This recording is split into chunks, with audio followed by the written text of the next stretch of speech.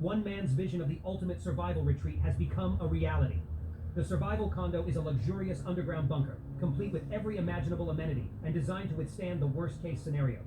With 15 floors spanning over 54,000 square feet and 200 feet underground, this bunker is an oasis in the face of nuclear disaster. With state-of-the-art technology and facilities including a medical bay, recreational facilities, and luxurious living quarters, this bunker can sustain 75 people for up to 5 years. So why wait for disaster to strike when you can live like a king underground? One man's vision of the ultimate survival retreat has become a reality. The survival condo is a luxurious underground bunker, complete with every imaginable amenity and designed to withstand the worst-case scenarios. With 15 floors spanning over 54,000 square feet and 200 feet underground, this bunker is an oasis in the face of nuclear disaster. With state-of-the-art technology and facilities including a medical bay, recreational facilities, and luxurious living quarters, this bunker can sustain 75 people for up to 5 years. So why wait for disaster to strike when you can live like a king underground? This is the book of Job 11, verse 20. But the eyes of the wicked shall fail, and they shall not escape, and their hope shall be as the giving up of the ghost. And you devils, especially you so-called elite, are not going to be able to escape judgment from Yahawah, Bahasham, Yahawashi. First and foremost, before I get started, I want to thank Yahawah, Bahasham, Yahawashi for putting the spirit on me to do this lesson. And I want to give all praises, honor, and glory to Yahawah, Bahasham, Yahawashi, Bahasham, Rakakadash. I want to give double honor to the apostles and the elders of GMS who teach and rule well, who taught me this truth. Salutation, you brothers and sisters that are out there listening and learning, fighting this good fight of faith. And salutation to my fellow brethren that are pushing this word in all truth and sincerity. To you all, I want to say shalom. And I hope and pray that this quick lesson be edifying to the elect. So this is a quick, article from the People's Voice, published yesterday, May 6, 2025. And it reads, trillions spent on secret underground cities to protect elites from near extinction event, ex-Bush official claims. So these devils know that their time is short, man. It says the U.S. government has funneled trillions into a covert network of underground cities designed to shield the elite from an impending near extinction event, according to a bombshell claim by former Bush administration official Catherine Austin Fitts. In a recent interview with Tucker Carlson, Fitts alleged that at least 170 high-tech bunkers, some buried deep beneath the ocean floor, have been constructed across America since 1998, hidden from public view and accountability. Its preparation for catastrophe. Fitts, who served as Assistant Secretary of Housing and Urban Development under President George H.W. Bush from 1989 to 1990, claimed $21 trillion in taxpayer dollars were funneled into the project between 1998 and 2015. She said in a 2017 report from Michigan State University, economist Mark Skidmore indicated that much unauthorized spending had been uncovered across the Departments of Defense and Housing and Urban Development during that time. New York Post report, after 2 years of combing through reports related to already documented underground military bases, Fitts says she also looked into allegations of a wider bunker network.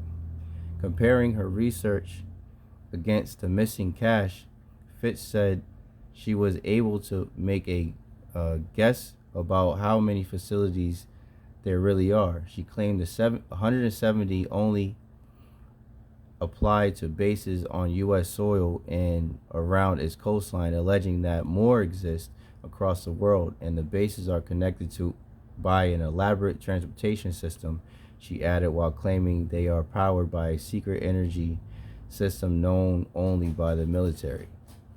So I mean, that's what these devils are up to, man.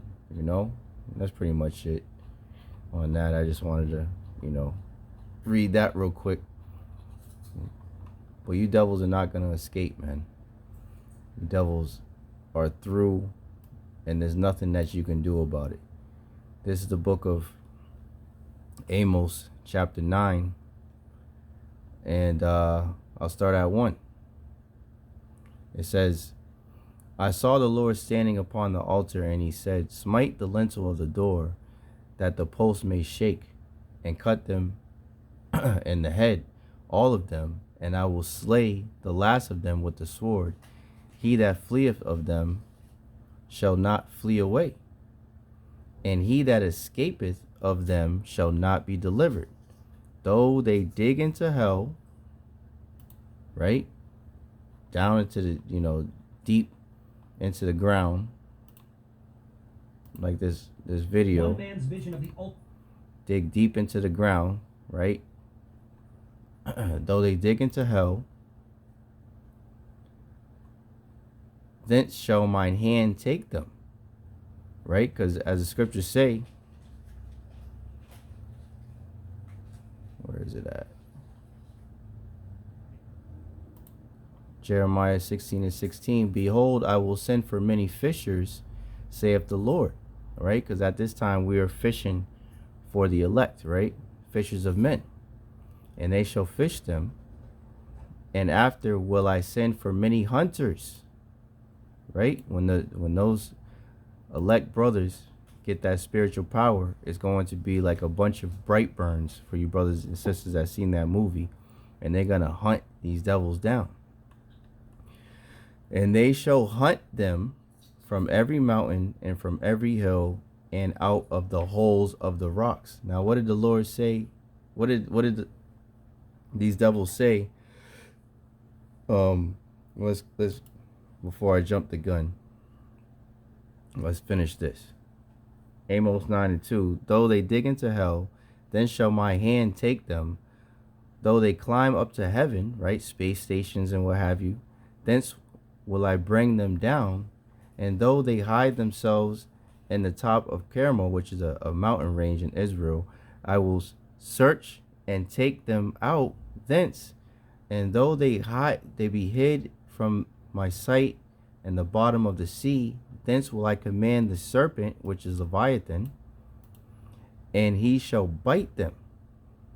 Right? So there's nowhere that you devils can go. And though they go into captivity before their enemies, thence will I command the sword, and it will slay them, and I will set mine eyes upon them for evil and not for good. You devils are through, man. You devils are through. Let's see. Let's get what was I just mentioning? Here we go. Revelation 6:16. Right? Because it just said in Jeremiah that they shall hunt them from every mountain and from every hill and out of the holes of the rocks. And what are these devils going to say? Revelation 6:16. And the stars of heaven fell onto the earth, even as a fig tree casteth her untimely figs when she is shaken of a mighty wind. And the heaven departed as a scroll when it is rolled together. So this is speaking about the nuclear missiles that are going to rain down upon Babylon, man. And every mountain and island shall be moved out of their places. And the kings of the earth and the great men and the rich men, right, the so-called elites, and the chief captains and the mighty men and every bondman and every freeman hid themselves in the dens and in the rocks of the mountains, and said to the mountains and rocks, fall on us and hide us from the face of him that sitteth on the throne, right, Yahawah, and from the wrath of the Lamb, which Yahawashi, for the great day of wrath is come, and who shall be able to stand?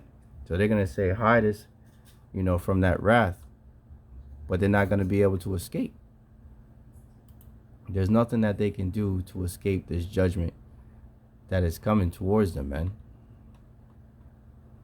This is Psalm 7, and I'll start at 11. The Most High judgeth the righteous, and the Most High is angry with the wicked every day. If he turn not, he will whet his sword. He hath bent his bow and made it ready. He have also prepared for him the instruments of death. He ordained his arrows against the persecutors. Behold, he travaileth with iniquity, and hath conceived mischief, and brought forth falsehood, which is talking about the wicked. But the point being, the Lord is angry with the wicked every day, and the Lord hath prepared his instruments of death. He ordained his arrows against the persecutors. And who are the persecutors? The Edomites, the so-called white people. And what's the instrument that is being spoken about? Isaiah 54:16. Behold, I have created the smith that bloweth the coal and the fire, and that bringeth forth an instrument for his work. And I have created the waster to destroy. And that's talking about these ICBM missiles, man, that are getting ready to rain upon Babylon the Great and destroy this place and destroy the wicked that inhabit this place, man. Let's see. Let's get a couple more real quick. Let's finish off on this. This is what's coming to you, devils, man. For all the evil that you have done to the children of Israel, this is what your fate is, man. And you devils know it, and that's why you're over here building these bunkers and trying to escape judgment, but you can't escape, man. But Job 11:20, but the eyes of the wicked shall fail, and they shall not escape, and their hope shall be as the giving up of the ghost, man. That's what your hope is, to be deleted, man. Proverbs 11:21, though hand join in hand, the wicked shall not be unpunished. The wicked shall not be unpunished, but the seed of the righteous shall be delivered. So you devils got no escape, man.